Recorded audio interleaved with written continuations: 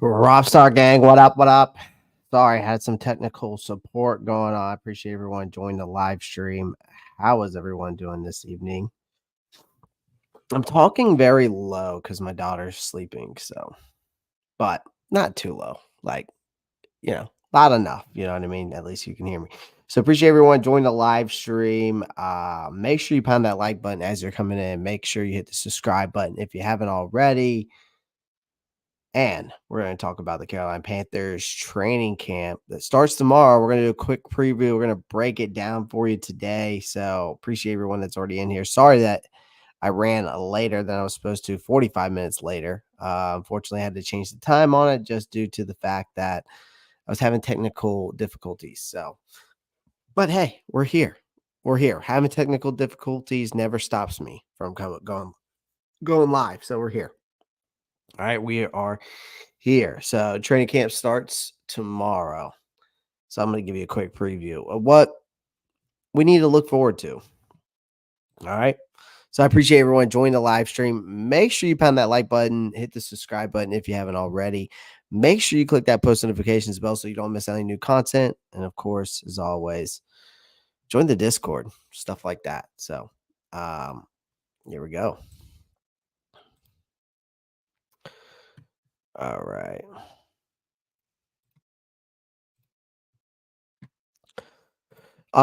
Yeah. Carolina Panthers training camp preview. All right, so get ready, everybody. I know it's starting tomorrow. All right, kicks off at what 9:30 in the morning, 9 o'clock. So I'm sure everybody's probably going to get there pretty damn early. Carolina Panthers are kicking off their first public training camp at Bank of America Stadium, and this week with this whole like revamped practice field, a little bit of a fresh vibe they got going on. The team is hopefully going to turn some heads, right? Both on and off the field. Obviously leading the charge in his first year as head coach Dave Canales, as we all know that. And let's not forget GM Dan Morgan, who's been busy upgrading this whole 2-15 roster of last year. So a bunch of new faces that kind of are just kind of want to go back over and some familiar faces as well, but some exciting battles that are going to be coming up, so we're going to discuss some of that. Can Bryce Young and this crew bounce back from last year? That was a rough patch. That's the $1 million question, and we're here for it, right? That's what we're here for. So I appreciate it. Everyone in here. Raw walks in here. We got Mad Chatter in here. Yeah, sorry guys, I was having technical difficulties, but hey, we made it work. We made it work, baby. We made it work. So here we go. All right. Carolina Panthers new offensive faces. Now we got a couple of new offensive faces. Um, um, you know, we got a couple new offensive faces in here. So we got Deontay Johnson, right? The fresh faces of the 2024 Panthers. So we snagged him, right? 2021 Pro Bowl playmaker from the Steelers. It basically got him in a savvy trade there, right? With the Steelers, and of course with the draft picks and swaps, and of course Deontay Johnson. Obviously Johnson's the guy who's going to be hopefully that go-to guy for Bryce Young this year. Over his career, he's had over 391 catches, over 4,363 yards, 25 touchdowns over 5 seasons. So he's got the stats to back it up. Plus, he's in a contract year, so I expect him to have some fireworks. Now, Robert Hunt, the man to the right over there, you hired him to protect the quarterback. Now, the Panthers handed Hunt, a hefty 5-year, $100 million contract, right? Sandwiched between veterans Austin Corbett, Taylor Moton. Hunt's here to bring that muscle, right? With that paycheck like that, the pressure is on for him to stay healthy and, of course, be dominant, right? Of course, when you bring in another guy alongside him that definitely helps is another big move, of course, is Damian Lewis, a 4-year, $53 million deal. You reunite him with Dave Canales out of when he was in Seattle, the offensive coordinator as well, Brad Isaac. Or Isaac. I'm not sure how you pronounce his last name. I still haven't figured that out yet. But from the Seattle days, right? So Lewis should hit the ground running, right? Um, let's talk about that defense. So you bring in guys like Jadeveon Clowney, right? You bring the kid back home, right? Rock Hill native, 2-year deal, right? After racking up 9.5 sacks for the Ravens last year at 31, he's still a powerhouse who's trying to fill that gap left behind. Of course, Brian Burns. You got O'Shawn Robinson who joins the Panthers on a 3-year deal to beef up that run defense. You team him up with you know, Derek Brown. Robinson's presence definitely is going to aim to plug those holes and stop those big runs. You get Josie Joel with that with Frankie Luvu off to Washington. Joel has to step in as to be that other savvy vet in the middle for this defense, right? He's familiar with Evero's defense. Also familiar with the inside linebackers coach Peter Hansen from Denver.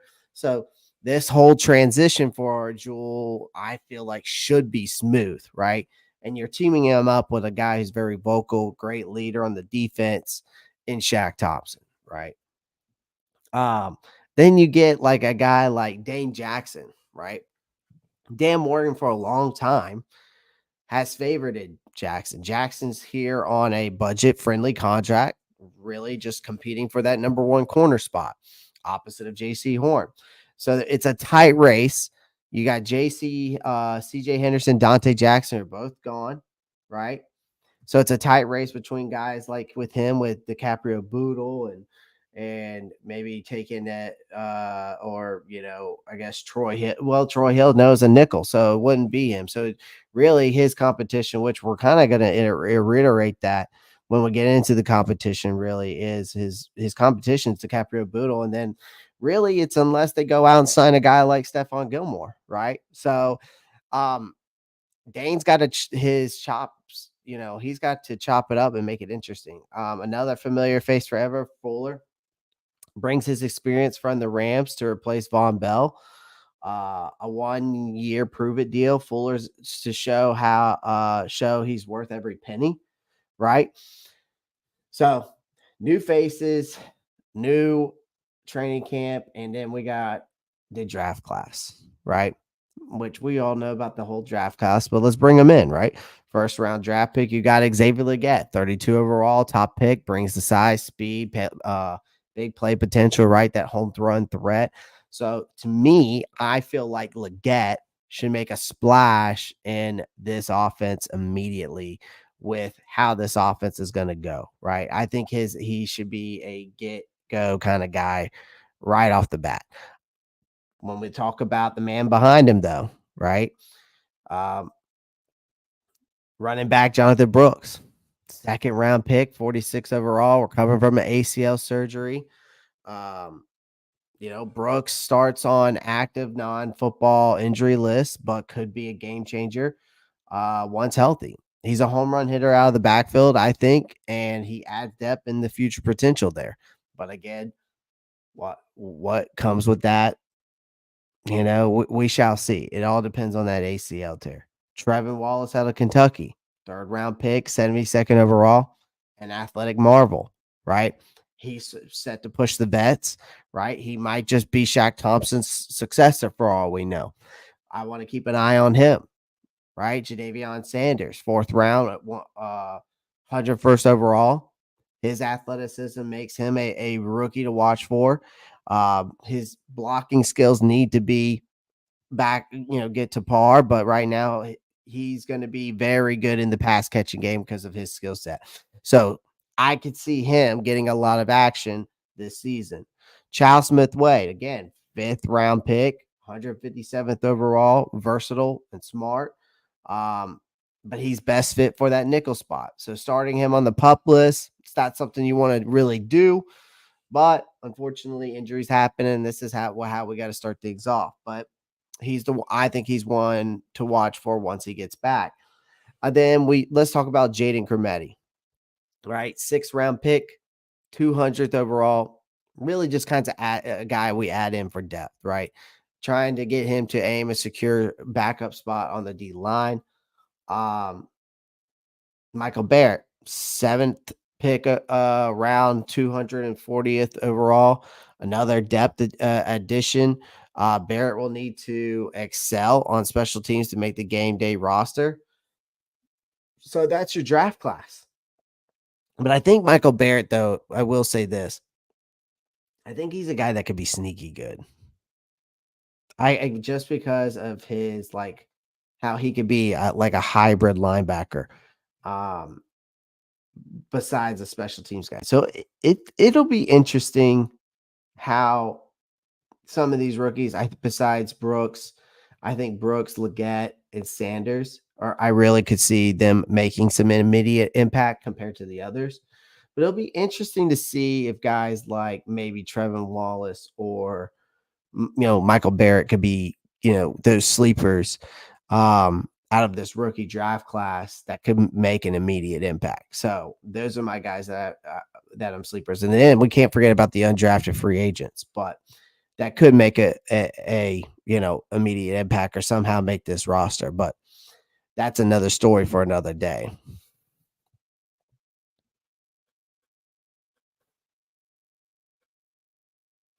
What up, Big Clay? What up, Matt Chatter?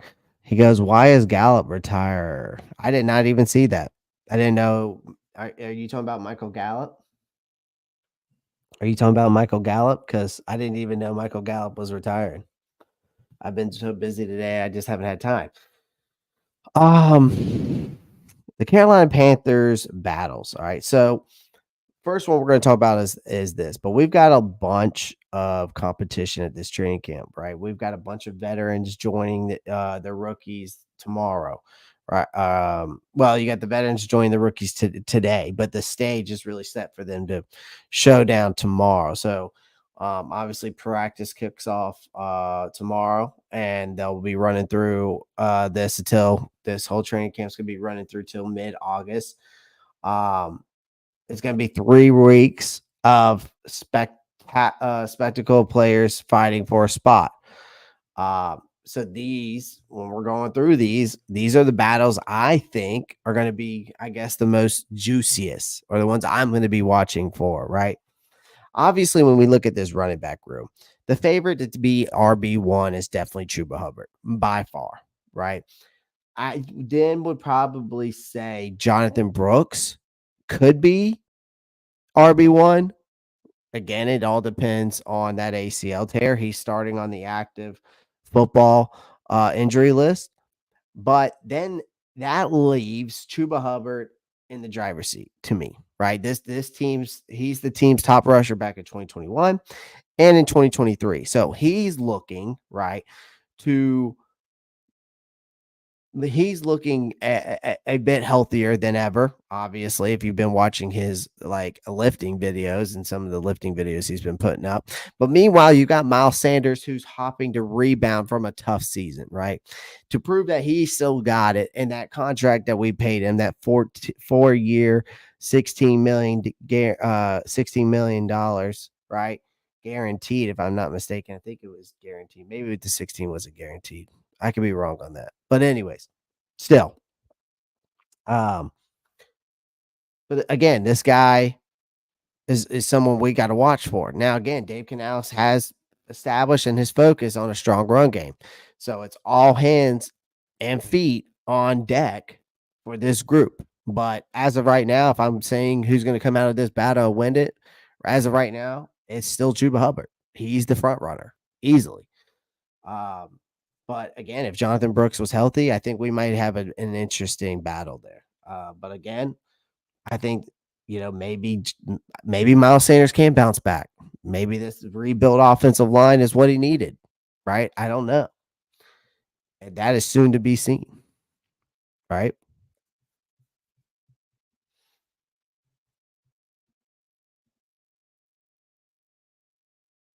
Who would be Chase on? We depend on Clay to deliver sports news. I do the best I can, man. I do the best I can. Wide receiver room. Now, there's only when we talk about the wide receiver room, the three that I legitimately know that are locked in, right? For the Bryce Young's top three targets that are locked in for sure is Adam Thielen, Xavier Legette, Deontay Johnson. But then you have to think about, okay, who's next in that line, right? Well, for me, it's Mingo, right? I'm not going to give up on Mingo, even though last season was not the best.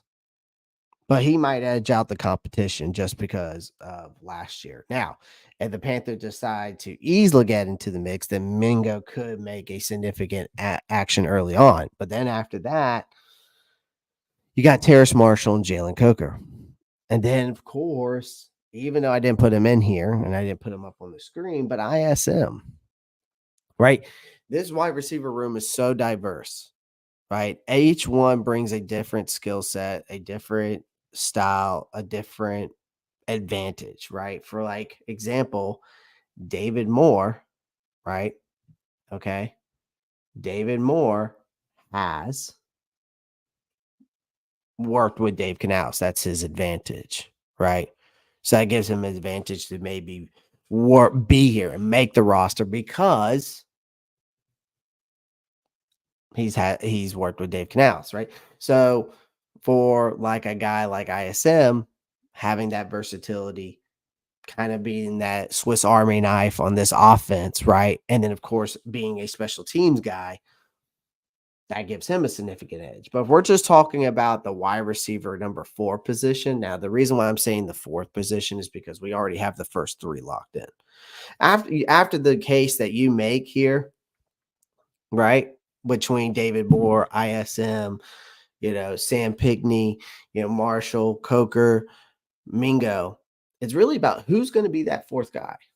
Could Marshall somehow improve and we start seeing the Marshall that we saw out of LSU? Or could it be that Mingo, again, could make a significant impact early and just because of the fact that they are trying to easily get into the mix, could be the case, right? You got Jalen Coker, who has the skill set that everybody believes in and wants this guy to make the roster because of his size and what he brings to the table and his versatility. But when we're talking about that 4th guy, the favorite to me is still Mingo.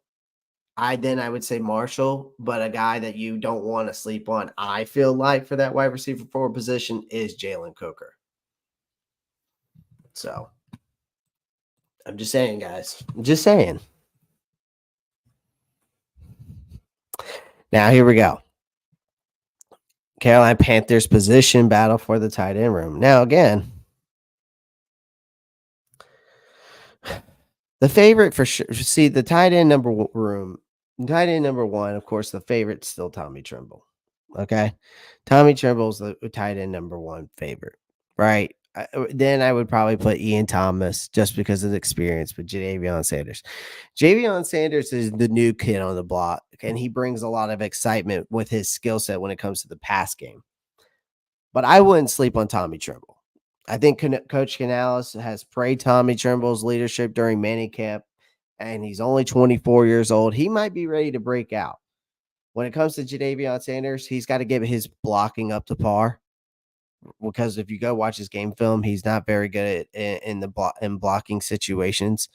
But Ian Thomas, Mr. Inconsistent, that's the issue with him. Can he be more consistent? Great blocker. So don't get me wrong. I think Ian Thomas could be a great blocker and he's a great blocking tight end, but we need to see more consistency of the route running and the pass catching skill set. And if we see that, Ian Thomas could be sneaky good. Again, that's just to remain to be seen, right? Now, if we talk more, there's of course, the outside linebacker room. That's another one for me. Like Kavlon Chasen for me right now for that outside, no, and I'm talking about the outside linebacker number 3, right? The outside linebacker number 3. Kavlon Chasen's definitely the favorite. I would then probably say DJ Johnson, and then it's Amari Barno, right? You have DJ Wanum recovering from this quad injury, right? So the outside linebacker spot is wide open for this group. So our pass rush struggled last year, and they need a strong presence opposite of Jadeveon Clowney. Of course, you got Chasen, Johnson, and Duke or Barnum. These guys are going to duke it out, obviously, for that crucial role in this Panthers defense. But the way I see it, it's still Kavlon Chasen, it's DJ Johnson, and then it's Amari Barnum. Now, Carolina Panthers CB room. And it was just like I was saying earlier. Dane Jackson as the CB2 is the fan favorite. He's the favorite right now. DiCaprio Boodle's probably second. Again, sleeper for me is Stephon Gilmore. I still believe that the cornerback depth is the biggest concern here, especially with JC Horn's injury issues. Okay. Jackson is currently the favorite. All right. But with only 28 starts and 52 games, he's far from a lock. And Boodle showed potential under Evero last year, but the Panthers might look at the market for a seasoned veteran like Stephon Gilmore if things don't pan out. Now, again, I've showed you who's also available. Xavier Howard's out there. JC Jackson's still available out there. Adoree Jackson's still available out there. Again, who knows who they try to bring in? I think the problem is with bringing in, even though I think I use Stephon Gilmore as my sleeper. The problem is I don't know if he wants to come to a team that's in a rebuild mode, right? He probably wants to go to the team at his age that's contending for a championship. But he still believes that he could be a starting CB on any team in the NFL. He believes that there's not a CB2 or in CB1 that really out of that there's 32 teams that are just better than him. So again, for also to him, it's probably going to come down to a price. So, money always talks. So, but as of right now, the way I look at it is Dane Jackson's still the favorite. And unless DiCaprio Boodle says otherwise and steps in and shows him up. And of course, I think the battle that a lot of people are waiting for is definitely the kicker, right? Just because you got the thicker kicker, right? Pinheiro skipped out of some of these activities, possibly due to, contract grumbles, despite being of the NFL's most accurate kickers, but his current deal is modest. So if Harrison, thicker kicker Mavis impresses, then Pinheiro is going to find himself on the hot seat, right? So with so many battles, there's going to be so many storylines unfolding. I think a lot of people y'all need to be watching out for. That's why I'm doing this little preview show for you. I think another thing is can Bryce lead that resurgence? Will the new recruits live up to the hype? And I know that this is just training camp, but again, it's only time will tell, but it does give us a decent idea of where we stand in certain position groups. And that's one thing for sure. And I think it's going to be an exciting 3 weeks, watching this training camp and hearing, and even if I'm not there, right, listening in to these press conferences and of course listening into Twitter and everything else to get some updates when I'm not there. But I think it's going to be it's an exciting time right now to be where we are in the part of the season. So I'm looking forward to it. At first, as a fan, I never took training camp and preseason really that hard to heart because it just didn't make sense, right? To me, it didn't make sense at the time as a fan, but now I have had time to really have a better understanding as when I became a content creator. I've had a better and clear understanding of that. So it really is not only about the position battles, but it also gives you a very good idea where you stand in with certain players and certain position groups. So, so training camp is important and preseason is important. So I just got to be better about that.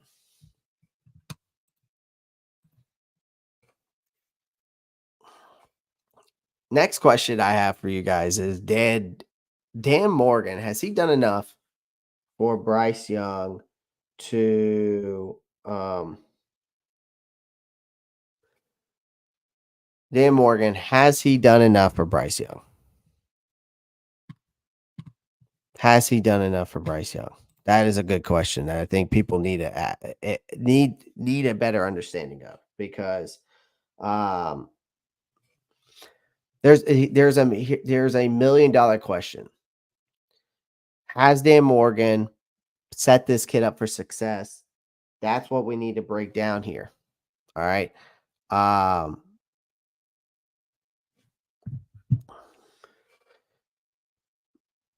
Morgan didn't just tinker around, right? He went all in. First, he tackled the offensive line, which was a disaster last season, allowed 35 of the team's 62 sacks. He brought in some muscle to protect Bryce Young better. Next, he added some firepower to the receivers core by trading for Deontay Johnson, who is a proven playmaker, grabbing a South Carolina standout Xavier Legette in the first round. He snagged Jonathan Brooks, arguably the best running back in this draft. He goes out and gets a tight end in Jadavion Sanders, who's got serious potential, right? Um, but let's not forget that Morgan was part of the brain trust that brought in head coach Dave Canales, who has a reputation for being a quarterback whisperer. So with all these moves, if Bryce Young doesn't show significant improvement, Morgan or his successor might be shopping for a new quarterback in 2025, right? And that's been something that has been looming over our minds this whole offseason. Like, can this kid really turn things around? Right? Can he have this resurgence? Um,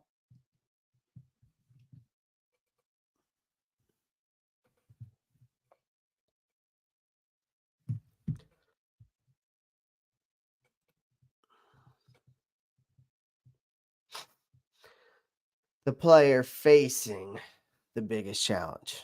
This guy, Ike Ekwonu, is the guy that has the biggest challenge coming up this season besides Bryce Young. Yes, Bryce Young has a lot on his plate too. But let's talk about Icky for a second here. The left tackle. Last year, this guy, last year, Bryce Young was sacked 19 times due to Ike Ekwonu's blocks. The highest in the league according to ESPN stats and information. Now, what came out was instead of replacing Ekwonu, the Panthers decided to rebuild the interior line, right? Um, betting the better players around him and more committed run game will help him step up to his game. It's a bit of a gamble. Now, Kwanu is confident, saying, "I know he feels that he knows he can play left tackle at a league level in this game." Well, big man, it's time for you to back up what you say because even when you came out last year, right at the end of the season, you even came out and said that you didn't train hard enough, that there was just certain things that you didn't do that you could have changed, or it's all these you gave us all these excuses. I guess it wasn't really excuses. It was more of like, yeah, I didn't do my due diligence and when I should have. So let's hope you back that up, Icky. Let's hope you back that up. The best offseason addition in my eyes was trading for Deontay Johnson from the Steelers. All right. This guy was a game changer. Young now has, I feel like, a legit number one receiver. Who knows how to create separation. He brings a presence that should open up the field for other receivers and tight ends who are expected to play a bigger role in this Canales offense. Fun fact, if you didn't know this, Johnson's open score ranking, which is an ESPN metric that's predicted a receiver's likelihood to complete a catch if targeted, he tops over the last 2 seasons. So compare that to the Carolina Panthers receivers. None of them ranked than 37th last season. Then I'm sure you can think of who that was. So he finished the last 2 seasons in the top 10 for open score rank. Right. So let's hope he can continue that here. And then Austin Corbett, for me, has to prove it, man. 62 starts and 67 NFL games, all at guard. He is now the main man in the middle. The last time he played center was back in 2018 and in 2019 preseason. So that was with the Browns. So with the Panthers going out, they released Bradley Bozeman, allowed 8 sacks last season. Corbett steps in as the starting center with no serious competition. You got Canales and Corbett seem confident about the switch. There's still this prove it factor at the critical position. So let's see if Corbett can handle the pressure and snap into his new role seamlessly.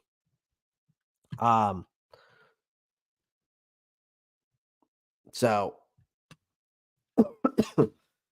we went over, I gave you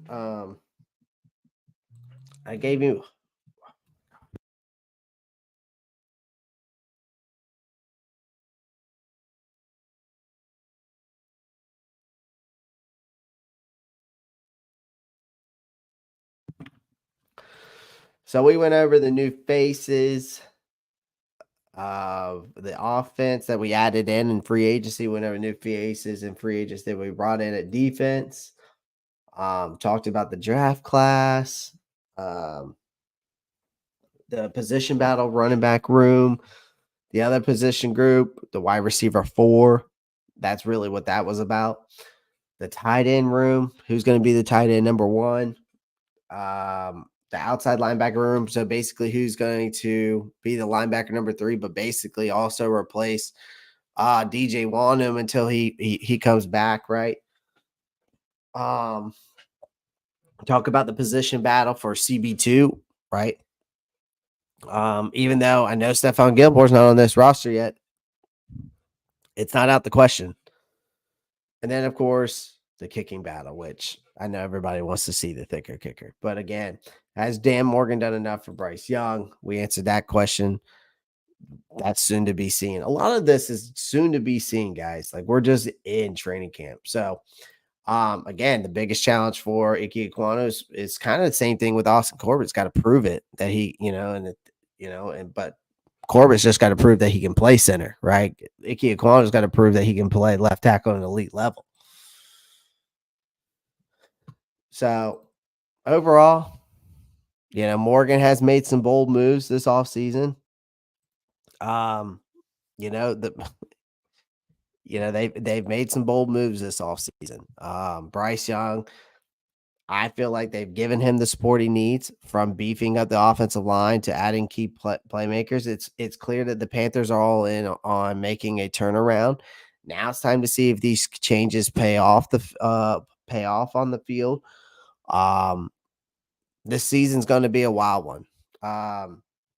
Some other things to be on the lookout for: August 8th, you got your preseason matchup at New England, which will be at 7 p.m. in Gillette Stadium. August 15th, you got joint practices starting up with the Jets and Charlotte. Preseason matchup against the Jets at 7 p.m. And then you got the preseason matchup of the Buffalo Bills at 1 p.m. And then which will be at the Highmark Stadium. And then, of course, teams must cut their rosters down from 90 players to 53 players by 4 p.m. on August 27th. So some key dates there that I wanted to bring into you guys as well.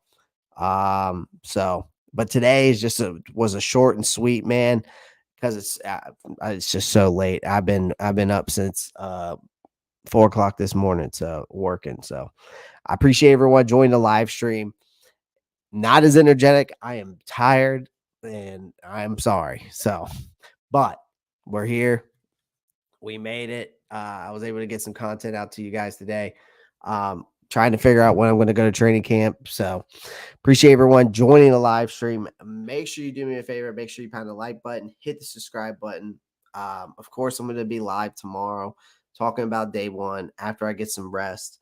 And obviously, bringing y'all some content that you need. So we'll be breaking it down tomorrow again.